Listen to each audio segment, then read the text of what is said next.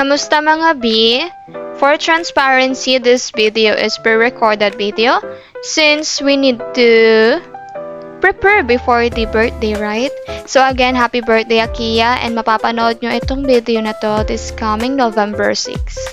And I support her to her talent, to her hobbies.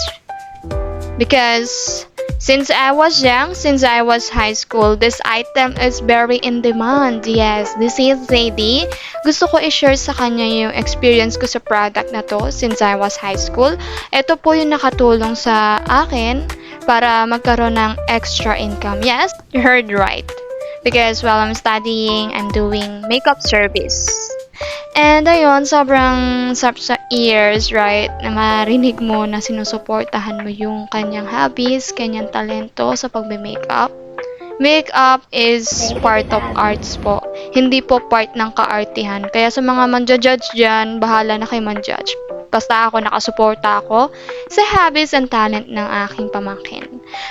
Tong sales lady na to, since 2015 pa yan. Napaka-effective niyang makeup, lalo na sa mga magagaling sa makeup dyan. Alam ko maintindihan niyo kung gaano kaganda tong makeup na to. At for beginner, napaka-beginner friendly niya.